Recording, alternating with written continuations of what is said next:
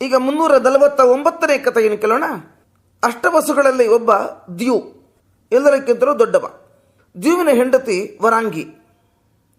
ಆ ವರಾಂಗಿಗೆ ಒಬ್ಬ ಗೆಳತಿ ಇದ್ದಳು, ಅವಳ ಹೆಸರು ಕೂಡ ವರಾಂಗಿ ಅಂತಲೇ.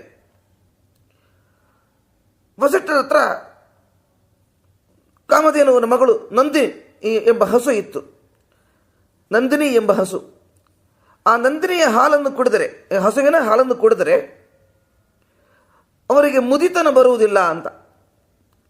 ಈ ವರಾಂಗಿ ಏನು ಮಾಡ್ತಾಳೆ, ತನ್ನ ಗೆಳತಿಗೆ ಈ ನಂದಿನಿಯ ಹಾಲನ್ನು ಕುಡಿಸಿದರೆ, ಆ ಕಾಮಧೇನುವಿನ ಹಾಲನ್ನು ಕುಡಿಸಿದರೆ ಅವಳಿಗೂ ಮುದಿತನ ಬರುವುದಿಲ್ಲ, ನನ್ನ ಹಾಗೆ ತರುಣಿಯಾಗಿರುತ್ತಾಳೆ, ಅದರಿಂದ ಅವಳಿಗೆ ಹಾಲನ್ನು ಕುಡಿಸೋಣ ಎಂಬ ದೃಷ್ಟಿಯಿಂದ ಆ ನಂದಿನಿಯನ್ನು ಅಪಹರಿಸಲಿಕ್ಕೆ ಗಂಡನಿಗೆ ಪ್ರಚೋದನೆ ಮಾಡ್ತಾಳೆ. ದ್ಯುವಸು ಆ ದನವನ್ನು ಅಪಹರಿಸಿಕೊಂಡು ಹೋಗ್ತಾನೆ. ಅದಕ್ಕೆ 7 ಜನರು ಕೂಡ ಅವರ ತಮ್ಮಂದರು ಸಹಾಯವನ್ನು ಮಾಡ್ತಾರೆ. ವಿಷಯ ಗೊತ್ತಾಯಿತು ವಸಿಷ್ಠರಿಗೆ.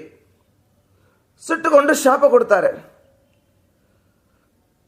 ವಸು, ನೀನು ಭೂಮಿಯಲ್ಲಿ ಹುಟ್ಟು, 7 ಜನರ ಜನನದ ದುಃಖವನ್ನು, ಹುಟ್ಟುವಾಗ ಏನು ದುಃಖವಾಗುತ್ತೆ ಆ ದುಃಖವನ್ನು 7 ಜನರ ದುಃಖವನ್ನು ಒಬ್ಬನೇ ಅನುಭವಿಸು, 7 ಜನರ ಮರಣದ ದುಃಖವನ್ನು ಒಬ್ಬನೇ ಅನುಭವಿಸು,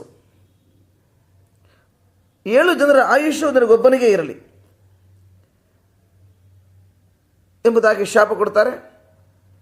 ಆಗ ಆ ಉಳಿದ 7 ಜನರು ಕೂಡ ವಸಿಷ್ಠರ ಹತ್ರ ಕ್ಷಮೆ ಬೇಡಿಕೊಳ್ತಾರೆ.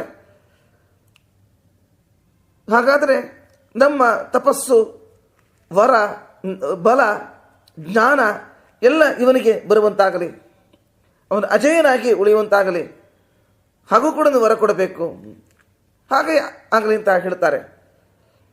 ಅವನೇ ಮುಂದೆ ಭೀಷ್ಮನಾಗಿ ಹುಡ್ತಾರೆ. 7 ಜನರ ಆಯುಷ್ಯ 700 ವರ್ಷ, ಹಾಗೂ ಆತನೊಂದು 800 ವರ್ಷ ಈ ಭೂಮಿಯಲ್ಲಿ ಬದುಕ್ತಾನೆ ಅಂತ. 7 ಜನರ ಶಕ್ತಿ, ಜ್ಞಾನ, ತಪಸ್ಸಿನ ಫಲ ಎಲ್ಲ ಅವನಿಗೆ ಸಿಗುತ್ತೆ. ಇವರು ಹುಟ್ಟಿದ ಕೂಡಲೇ ಗಂಗೆಯ ಸಹಾಯದಿಂದ ದೇಹತ್ಯಾಗ ಮಾಡಿ ಬಂದುಬಿಡ್ತಾರೆ. ಹೀಗೆ ವಸಿಷ್ಠರ ಶಾಪ ಭೂಭಾರ ಹರಣೆಗೆ ಕಾರಣವಾಗುತ್ತೆ, ಭೀಷ್ಮನ ಜನನಕ್ಕೆ ಕಾರಣವಾಗುತ್ತೆ. ಇವನನ್ನು ಆಶ್ರಯಿಸಿಕೊಂಡು ದುರ್ಯೋಧನಾದಿಗಳು ಪಾಂಡವರನ್ನು ವಿರೋಧಿಸುತ್ತಾರೆ. ಕುರು ಪಾಂಡವರ ಯುದ್ಧವು ನಡೆಯುತ್ತೆ.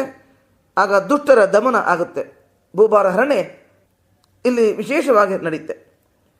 ಹೀಗೆ ವಸಿಷ್ಠರ ಪ್ರತಿಯೊಂದು ಕ್ರಿಯೆಯೂ ಕೂಡ ದೂರ ಪರಿಣಾಮ ಉಳ್ಳದಾಗಿರುತ್ತೆ. ಇಂಥ ವಸಿಷ್ಠರಿಗೆ ನಮಸ್ಕರಿಸಿ 349ನೇ ಕಥೆಯನ್ನು ಪೂರ್ಣಗೊಳಿಸ್ತಾ ಇದ್ದೇವೆ. ಶ್ರೀಕೃಷ್ಣ ಅರ್ಪಣಮಸ್ತು.